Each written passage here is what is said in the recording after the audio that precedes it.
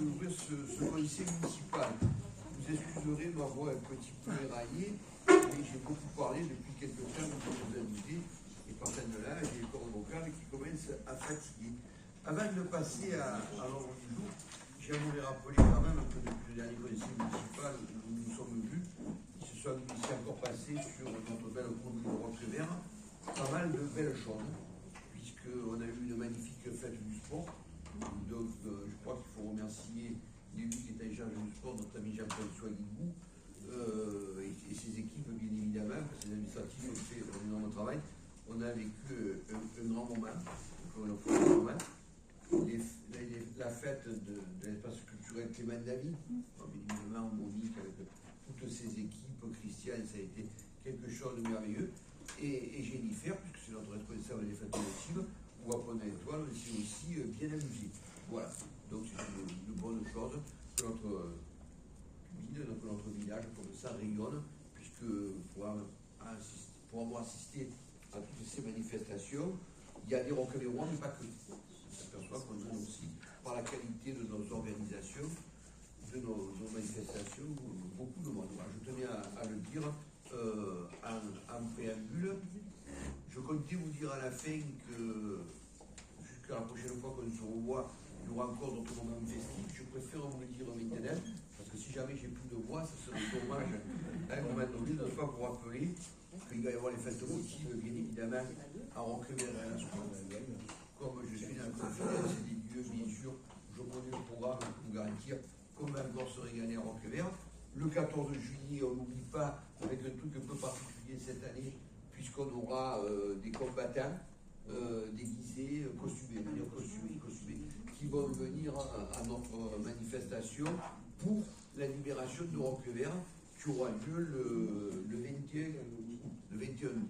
Donc je vous convie dès à présent à ces belles manifestations, puis après on se reverra à la rentrée. Voilà, c'est tout ce que j'avais à vous dire, mais je tenais à souligner la richesse du monde associatif de notre commune.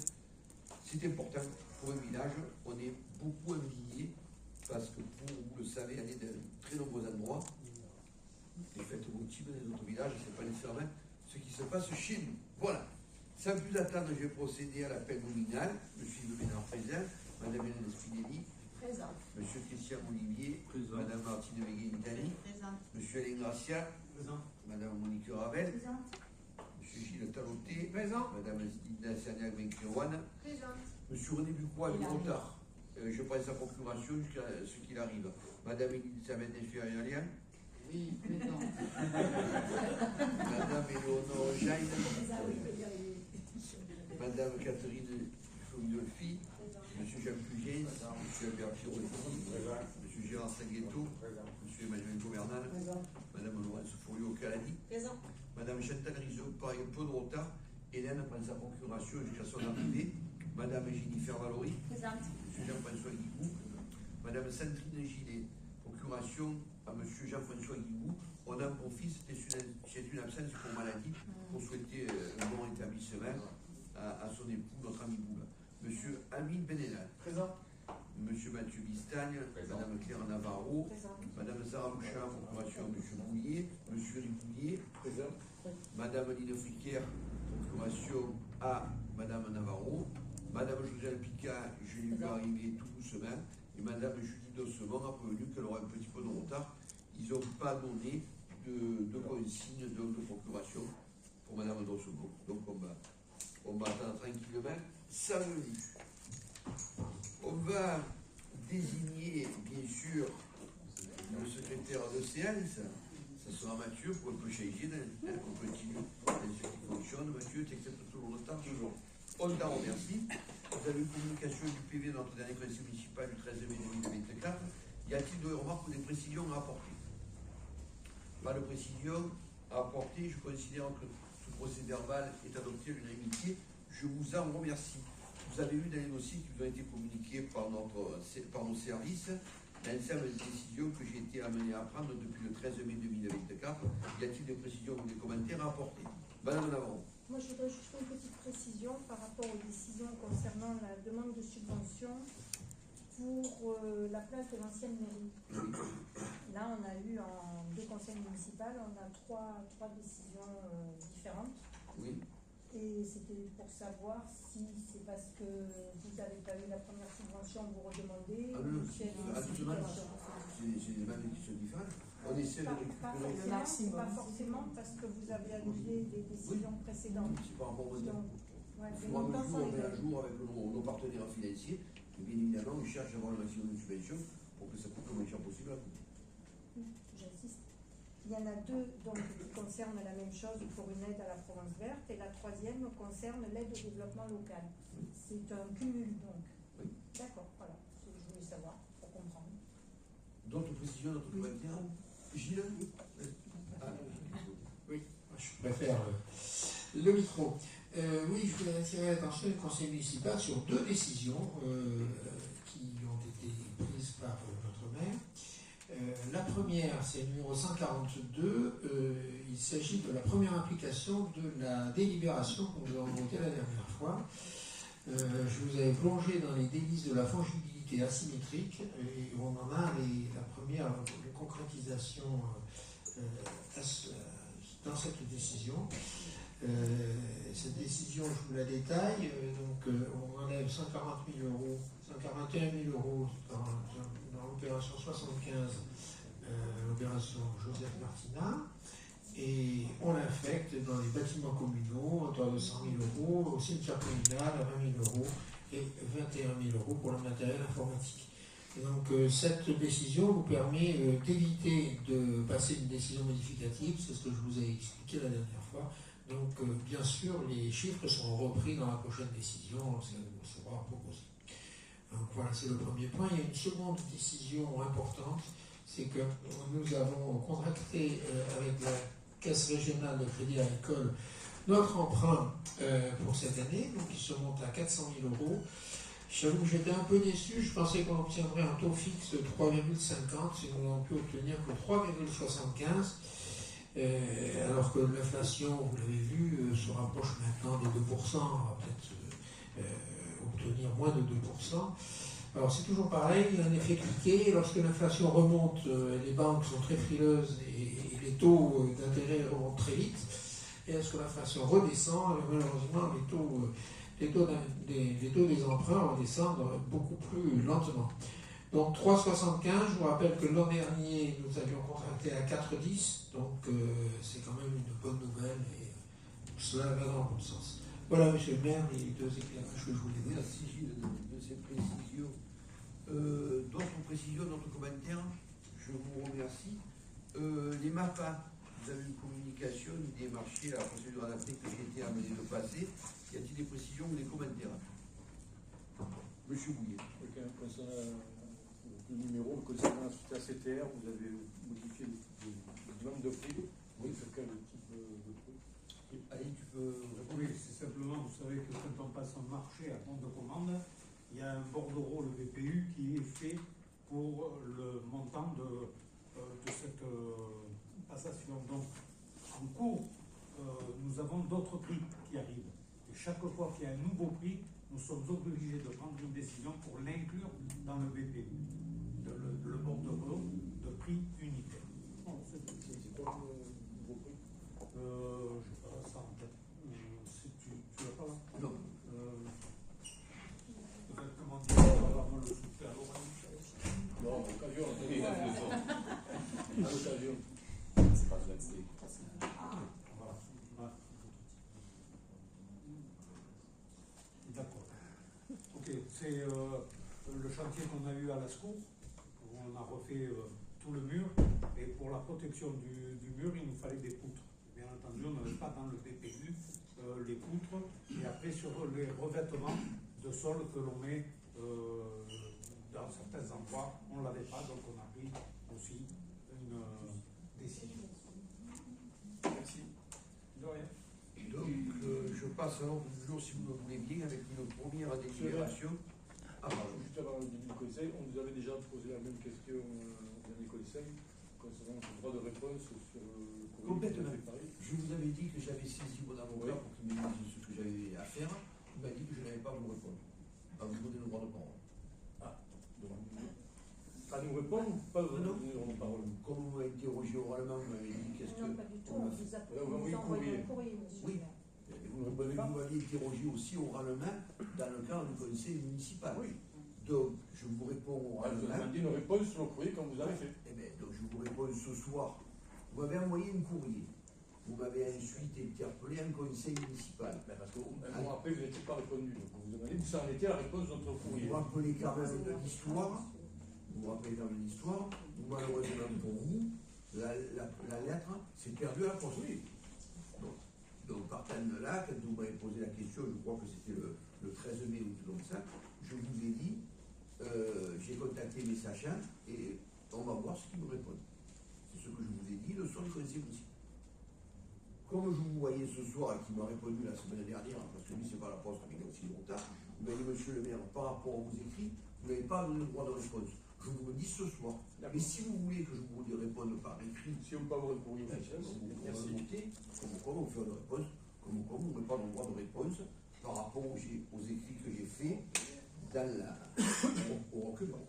C'est pas plus compliqué que ça. Donc si on peut passer à l'ordre du jour, première délibération. Gilles, est-ce que tu peux... Oui, monsieur le maire. Bien, il s'agit d'une délibération que nous avons déjà prise, mais vous n'ignorez pas que la comptabilité publique se fait au centime près. Et malheureusement, dans le calcul qui avait été fait, il y avait 2 centimes baladeurs entre notre calcul et le calcul de la préfecture.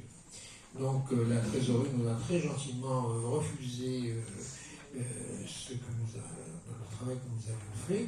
Donc pour ces 2 centimes, nous sommes obligés de reprendre cette délibération dans les mêmes termes. Voilà. Merci Gilles. Des précisions pour savoir où sont les 2 centimes ou pas? Pas de précision, pas de commentaire. Qui est d'accord pour adopter la délibération? Unanimité, je vous en remercie. Hélène, deuxième délibération. Oui, portant sur la création d'emplois non permanents pour accroissement temporaire d'activité. Donc, c'est une délibération qu'on a l'habitude de prendre en cette période de l'année. C'est pour effectivement pallier notamment au congé et voilà, le surpoids de travail, qu'on peut avoir avec les festivités, etc. Donc, voilà, c'est des emplois saisonniers, donc c'est ça toutes les années. Voilà. Donc là, on a fait une enveloppe de 8 emplois. C'est pas sûr d'ailleurs qu'on ait besoin de 8, mais au moins on ne sera pas obligé de reprendre la délibération. Des précisions, des commentaires. Tout le monde est d'accord pour qu'on fasse des emplois saisonniers. Unanimité, je vous en remercie. Troisième délibération, Hélène, tu continues? Oui, c'est une convention qu'on va vous demander de valider portant sur l'ouverture des ateliers métropolitains au bénéfice des agents des communes membres. Alors, il se trouve que membre de la métropole, on en fait partie. Donc, en fait, c'est une bonne chose parce que c'est des agents experts de la métropole. Pagnol aurait dit des techniciens. Voilà, et donc ces agents experts de la métropole sont chargés de venir finalement former nos agents à nous. Alors, c'est cadré, hein, c'est dans différents domaines. Celui des marchés publics, les achats, les risques routiers, le juridique et le domaine informatique. Donc c'est dans le cadre d'un partenariat avec le Centre national de la fonction publique territoriale, le fameux CNFPD, voilà. Et voilà, donc nous, ça nous permet de faire bénéficier nos agents de compétences et de formations surtout gratuites. Voilà. Merci. Des précisions, des commentaires, pas de précisions, pas de commentaires. C'est d'accord pour signer cette convention, unanimité, je vous en remercie. La quatrième délibération, le contrat de mixité sociale entre la commune et la métropole. Linda, tu rapportes? Oui, merci monsieur le maire. Donc la commune de Roquevert est soumise à la loi SRU. À ce titre, elle doit atteindre le ratio de 25% de logements sociaux par rapport au parc de résidence principale. La loi dite 3DS a supprimé l'échéance de 2025 instaurée par la loi SRU. Désormais, l'objectif de rattrapage est de 33% du déficit en logements sociaux à chaque période triennale. Donc, la loi donne également la possibilité aux communes d'élaborer et de signer un contrat de mixité sociale donc avec la métropole et l'État afin de pouvoir atteindre les objectifs de rattrapage définis par ce contrat. Au 1er janvier 2023, la commune comptait 471 logements sociaux, soit 11,90. Au 1er janvier 2024, il n'y a pas eu d'évolution parce qu'il n'y a pas eu de construction, donc on est au même taux. Donc, pour la période triennale 2020-2022, la commune n'a pas atteint les objectifs, à savoir 366 logements sociaux. Il n'y a eu que 102 logements réalisés. Pour la période 2023-2025, l'objectif représente 173 logements sociaux. Donc, du coup, les objectifs quantitatifs fixés par la commune dans le cadre de ce contrat pour la période 2023-2025 correspondent à 25% du nombre de logements sociaux manquants, soit 131 logements sociaux ou assimilés, selon le tableau que vous avez. Et considérant l'abaissement du seuil à 25%, devrait permettre à la commune d'atteindre son objectif et donc d'éviter le risque de pénalité financière lors du bilan triennal en 2025. Donc nous vous demandons d'approuver le contrat de mixité sociale 2023-2025 entre l'État, la métropole et la commune et autoriser monsieur le maire à le signer. Voilà. Je vous remercie. Des précisions, des commentaires? Pas de précision, pas de commentaires. Qui est d'accord pour signer le contrat de mixité sociale? Unanimité, je vous en remercie. 5e délibération, le PTMO, ça faisait longtemps, allez. Ouais. Mais c'est une convention que vous avez l'habitude d'entendre, c'est simplement le VATRAM, c'est encore un transfert temporaire de maîtrise d'œuvre, donc la métropole travaille sur notre territoire et a besoin de ce transfert de compétences mairie vers eux. Et je demande à ce que M. le maire puisse signer cette convention. On est d'accord pour signer la convention. Unanimité, je vous en remercie. 6e délibération, une autre convention, Martine? Alors c'est la convention territoriale globale, qui est un partenariat entre le territoire qui a été prédéfini par la CAF et la CAF des Bouches-du-Rhône. Donc la première convention est arrivée à son terme en 2023. Il y a un diagnostic de territoire qui a été fait et des objectifs ont été fixés pour la nouvelle convention qui va courir de 2024 à 2028. Donc on demande au conseil municipal d'approuver la convention et de demander à M. le maire de signer cette convention avec la CAF. Des précisions, des commentaires? Pas de précision, pas de commentaires. On signe la convention. Unanimité, je vous en remercie. 7e délibération, sinon le Benjamin qui va rapporter. Benjamin, c'est parce que c'est le plus jeune, il s'appelle Mathieu.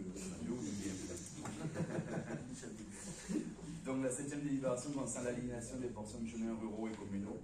Il est permis dans les textes de procéder à l'aliénation des chemins, portions de chemins communaux ruraux dès lors que ces derniers ne sont plus utilisés comme voie de passage ouverte à l'usage public et ne font pas l'objet d'actes réitérés de surveillance ou de gestion de la voirie de la part de la commune. Préalablement à cette aliénation, il est nécessaire de procéder au déclassement des chemins. Donc, considérant la demande des riverains qui souhaitent se porter acquéreurs de cette portion, des chemins, donc il y a le chemin rural du quartier de l'Ouest, le chemin communal de l'impasse des Lorettains et le chemin communal chemin Saint-Joseph. Se défaire de ces voies qui ne seront plus ouvertes de passage public, il est demandé donc ce soir d'organiser une enquête publique.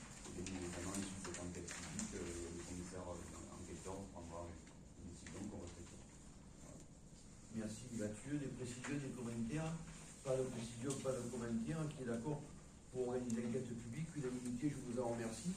8e délibération, Martine, le règlement intérieur pour mettre les petits en prison. Oui, pour la 1e fois, il a fallu revoir notre règlement intérieur du service EAC. Alors pour 2 raisons. La première raison, c'est que c'est la caisse d'allocation familiale qui nous a demandé de rajouter le calcul du quotient familial.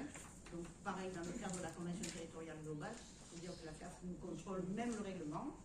Et puis, bien évidemment, des dérives des parents, le règlement. Donc, chaque fois, il faut donner un tour de vis. Donc, on vous demande d'approuver le nouveau règlement qui rentrera en vigueur en septembre 2024. On approuve? Oui. Unanimité, je vous en remercie. 9e délibération, on ne votera pas. C'est uniquement de prendre acte le rapport que va nous faire notre amie Cathy. Alors, l'objet de cette 9e délibération est le rapport 2023 du concessionnaire de la crèche des Farfadets. Comme vous le savez, nous avons un contrat de concession avec la société La Maison Bleue pour pour la gestion et l'exploitation du multi-accueil des farfadets. Comme chaque année, avant le 1er juin, le délégataire doit nous remettre un rapport comportant les comptes et une analyse de la qualité de service. Ce rapport nous a été communiqué. Il est mis à l'ordre du jour de ce conseil municipal afin d'en prendre acte. Et vous pouvez, si vous voulez, le consulter en annexe. Merci.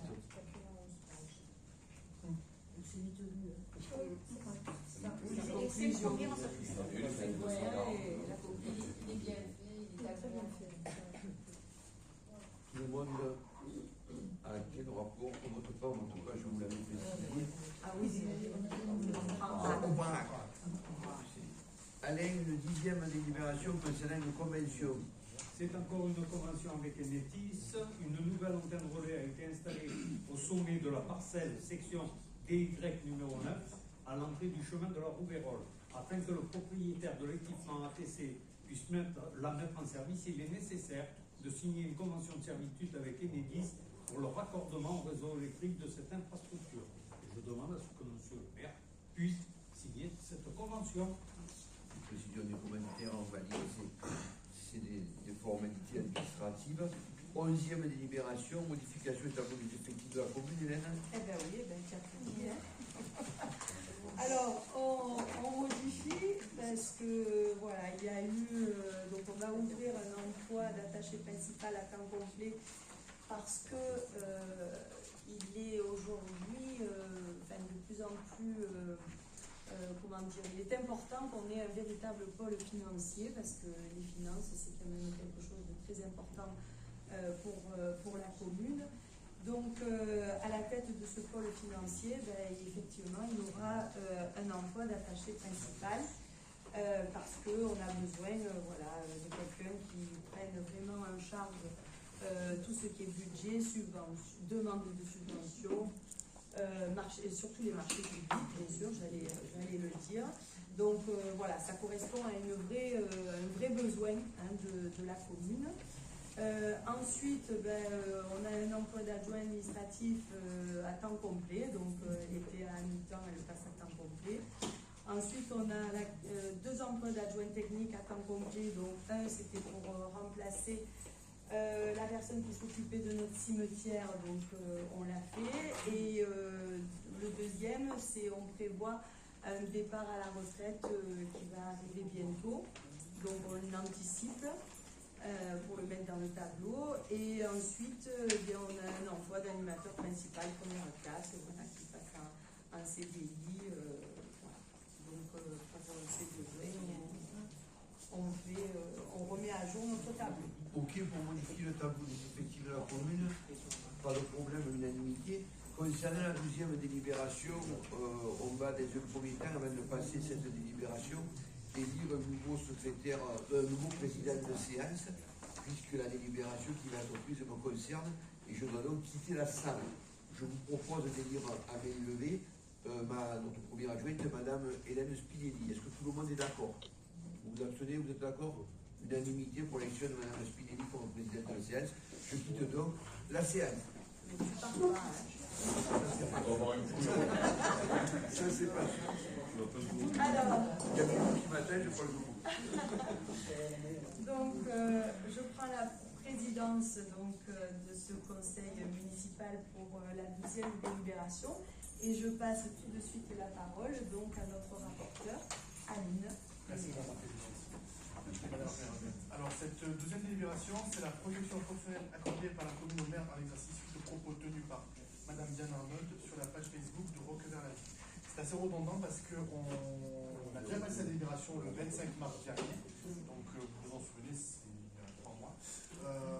Pourquoi on la revote aujourd'hui? On a transmis cette délibération à l'assurance décisionnaire de la protection fonctionnelle. Cette dernière nous a dit que monsieur le maire ne doit pas prendre part au vote de cette délibération, donc nous la repassons ce soir tout simplement. J'aimerais par contre vous rappeler tout simplement ce qui avait été dit, ce qui avait été rapporté par cette page Facebook et ce commentaire. Je vous cite: entièrement d'accord, mais que faire? Un attentat à la Kennedy le jour du défilé du 15 août? Monsieur le maire dans sa charrette, certes moins classe que la voiture présidentielle, mais peut-être tout aussi efficace. Donc je vous laisse sur ces paroles. Je vous propose de la revoter. Merci Amine. Donc c'était des précisions, des commentaires. Voilà, c'est la même, hein, sauf que voilà, le maire n'aurait pas dû être présent lors du vote. Alors ceci dit, on avait pris quand même l'avis de notre avocat et qui nous avait fait savoir que en fait on n'avait pas besoin de la repasser, mais comme notre assurance nous a à nouveau répondu qu'il fallait faire les choses comme ça, on ne va pas les contrarier et on va faire les choses à la manière de notre assurance. Donc je vous propose, comme tout le monde l'avait voté à l'unanimité, je vous propose de faire le même vote. Donc c'est acté, unanimité pour cette 12e délibération. Monsieur le maire va pouvoir peut-être revenir, à moins que je clôture en tant que présidente le conseil municipal. Mais non, il a fait le tour. Il a long.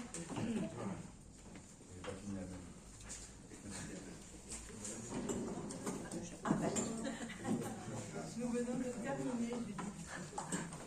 On remercie Mme Dosseau de sa présence ce soir. Je vais donc tout de suite la libérer, puisque le conseil municipal est terminé. Je vais vous souhaiter à tous et à toutes, aux deux sexes et autres, on va dire, aux deux sexes et autres, parce que Zach aurait dit dans le Père Glorieux, de bonnes fêtes et surtout venez participer à nos manifestations sur la commune. Bonnes vacances et bonnes fêtes. Voilà mes amis, on se retrouve au mois de septembre.